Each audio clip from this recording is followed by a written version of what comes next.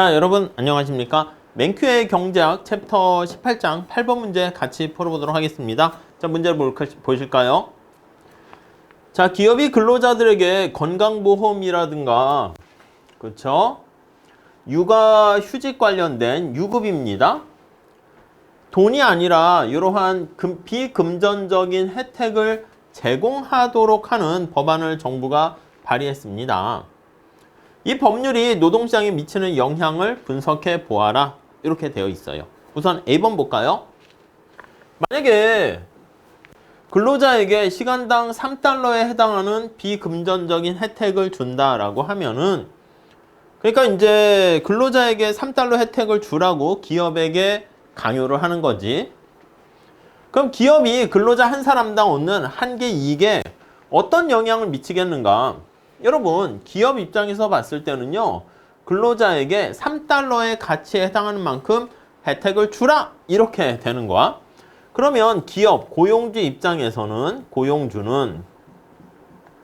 기업은 노동자를 채용할 때 우리 노동의 수요 곡선이 기업이잖아? 최대한 얼마까지 이득을, 베네핏을 얻게 되는가? 이게 바로 노동의 수요 곡선이잖아. 노동의 수요 곡선이 노동을 채용했을 때 얻게 되는 베네핏. 엄밀하게는요, VMPL 곡선이지. 이거를 의미합니다.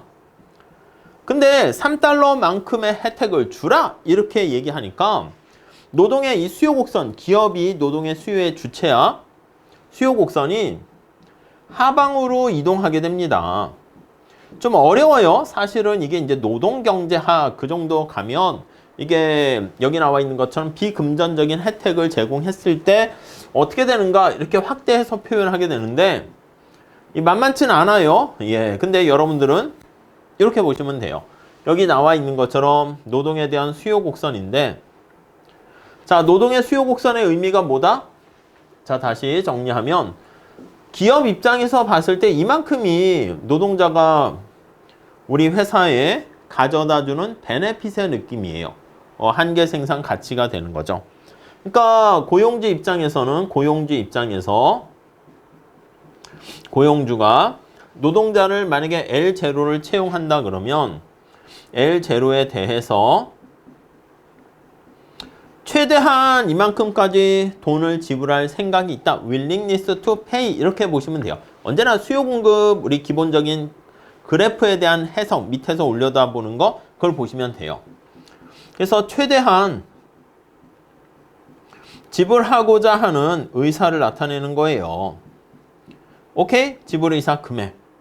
근데 지금 얘기한 것처럼 이렇게 최대한 지불하려는 금액이 이렇게 밑으로 내려가는 것을 알 수가 있습니다.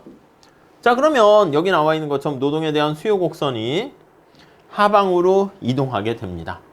오케이? 그래프 자체가 이런 식으로 되겠어요.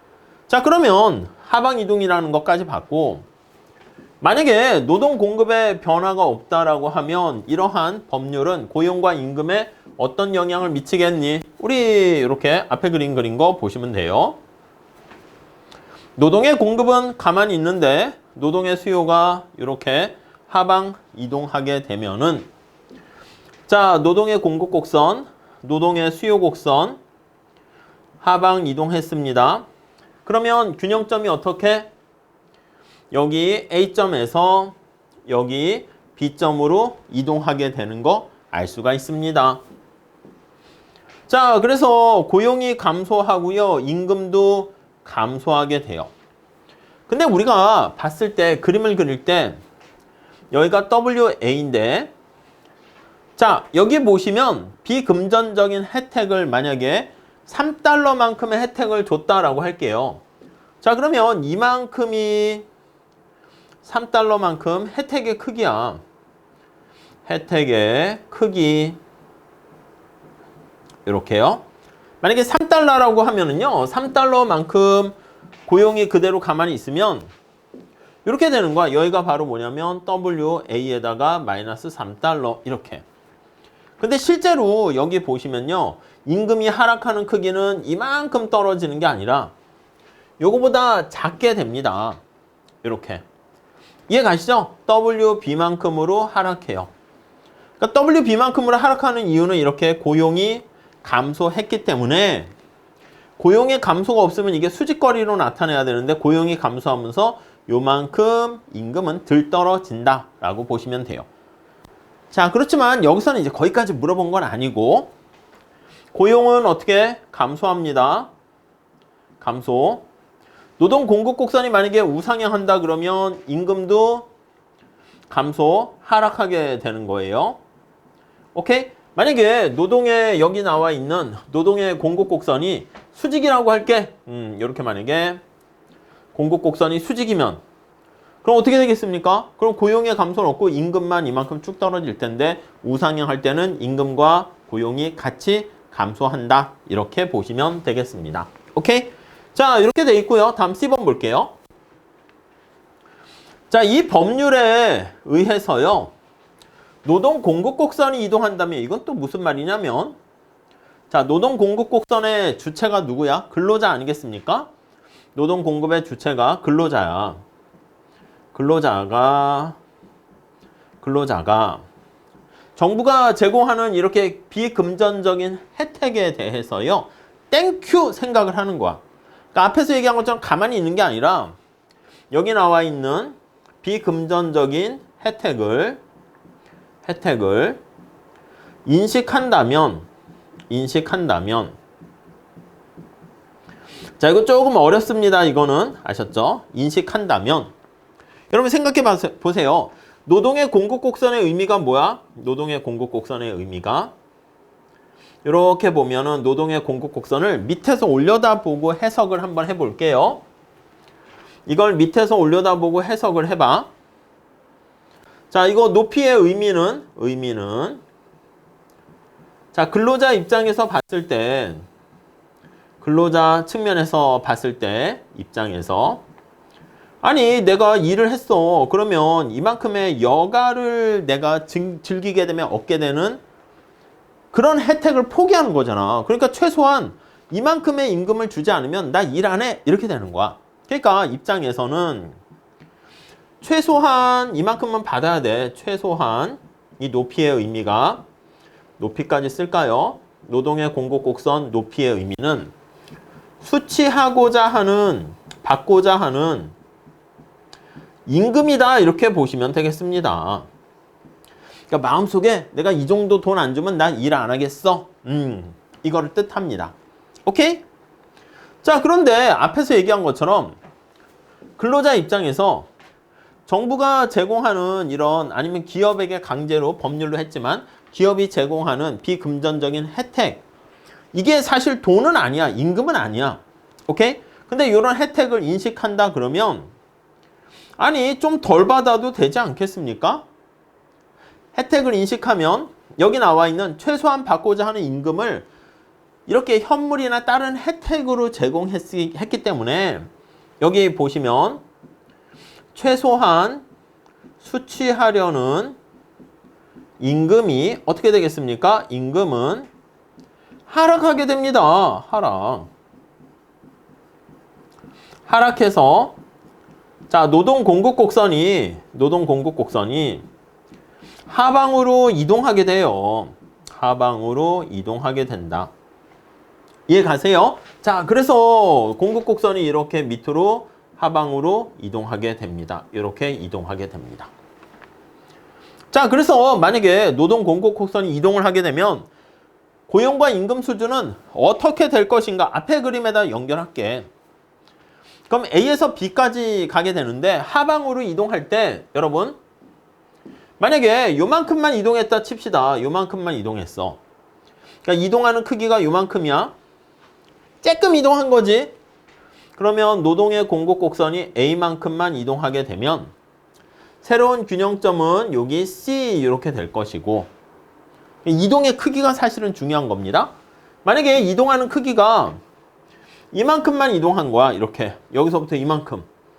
그러니까 이거는 3달러만큼의 혜택을 줬다. 그러면 3달러만큼 돈 덜 받아도 돼. 이렇게 되는 거야. 그럼 여기 나와 있는 것처럼 D점이 될 것이고 그럼 얘가 요만큼 이동하게 되면 D가 돼버리면 어떻게 되겠습니까? 그러면 임금은 하락하고 고용은 변함이 없고요. 만약에 요거는 좀 특이하지만 혜택을 3달러 이상 더 많이 혜택을 받았다라고 생각을 하는 거야. 그러면 것처럼 노동에 대한 공급 곡선이 이렇게 B점까지 이동을 했다 할게요. 여기서부터 그럼 이만큼 이동하는 거 아니야? 그러면 새로운 균형점이 이렇게 되는 거야. 좀 어렵죠? 자, 그래서 우리가 순서를 매기면 처음에 A점에 이렇게 있다가 그 다음에 어디로 갔냐면 노동의 수요가 감소했어. B점으로 갔습니다. 이렇게. 근데 B점에서 이제 근로자들의 인식이 어떻게 되는가에 따라서 여기 나와 있는 것처럼 C점으로 갈 수가 있고요. 아니면 D점으로 갈 수가 있고요. 아니면 E점으로 이렇게 갈 수가 있습니다. C점으로 가게 되면은 고용은 감소하고 임금도 하락해요. 그러면 임금이 하락하고 고용도 감소하고 D점으로 가면 여기로 오는 거야. 고용은 그대로야. 임금은 하락하지만 고용은 그대로고 여기로 가게 되면 어떻게 되겠습니까? 임금은 크게 하락하는데 고용은 오히려 증가한다. 이렇게 보시면 되겠죠. 어렵죠? 조금 약간. 그래서 좀 부연 설명이 좀 있긴 해야 됩니다. 자, 그래서 고용과 임금 수준이 어떻게 변할 것인가 라고 하면 근로자들이 이 혜택에 대해서 어떻게 인식하는가에 따라서 결과가 달라지게 된다라고 보시면 되겠습니다. 자, D번 볼게요. 아니 근데 문제는 뭐냐면 비숙련 근로자들의 임금이 최저임금 규제로 인해 가지고 균형임금보다 더 높게 설정이 돼서 임금을 낮출 수 없다라고 한번 해볼게요. 그러니까 여기서의 취지는 뭐냐면 이렇게 돼 있는 거야. 노동의 수요, 노동의 공급 이렇게 돼 있어요. 원래 최저임금 더 위에다가 이렇게 표현을 해야 되는데 위에다 할까요 그럼? 이렇게 돼 있다 할게. 최저임금. 그 고용 자체는 여기서 이제 이루어지잖아. 근데 우리가 스토리를 한 번 더 입히면 노동의 수요가 감소했어. 그 다음 노동의 공급이 또 이렇게 하방 이동했습니다. 자, 그러면 앞에서 얘기한 거는 여기가 뭐 원래 A점에서 B점으로 가고 그 다음 여기 뭐 C점으로 가고 뭐 이런 얘기를 했는데 임금을 이렇게 낮은 임금을 줄 수가 없다라고 되어 있는 거야. 이렇게 없는 거야. 오케이? 아니 시장에서 최저임금을 이렇게 설정을 해버리게 되면 의무화하도록 만들게 되면은 이렇게 혜택을 주라고 했는데 임금은 또 깎지 못해. 그러니까 자 다시 아니 기업 입장에서는 어떤 비금전적인 육아라든가 등등 혜택을 주라고 했습니다. 그럼 그거 혜택을 마련하는데 기업 입장에서는 대가를 치른 것이니까 그만큼 근로자들에게 야 이만큼 혜택을 줬으니까 대신 임금에서 좀 이렇게 깎을게 이렇게 얘기를 할 수 있는데 임금을 깎을 수 없다라고 합시다. 그럼 애시당초 A도 아니고 여기 나와 있는 뭐 K라고 할게요. K점에서 이렇게 돼 있으니까 됐어 뭐 이렇게 혜택을 주건 안 주건 만약에 혜택을 준다라고 하면은요 여기 나와 있는 것처럼 노동의 수요가 감소했잖아. 그럼 이렇게 돼서 J점으로 할게. J스타까지 오히려 근로자를 확 이렇게 좀 그래프가 너무 안쪽으로 가서 그런데 줄이고 임금을 낮출 수 없게 된다라는 걸 알 수가 있습니다. 그러면 근로자들이 괜찮아요 이렇게 해서 노동 공급이 하방 이동해도 아무 의미가 없게 되네요. 이해 가시겠습니까? 요 문제는 조금 어려울 수는 있습니다. 그래서 여러분들께서 그냥 참고로만 좀 봐주시면 괜찮을 것 같아요. 나중에 노동경제학 이런 거 하시다 보면 이런 얘기들 수요 공급 곡선 가지고 약간 우리가 더 디테일하게 살펴볼 기회가 있을 거예요. 자, 이렇게 정리하시고요. 다음 시간에 9번 같이 공부하도록 하겠습니다. 감사합니다.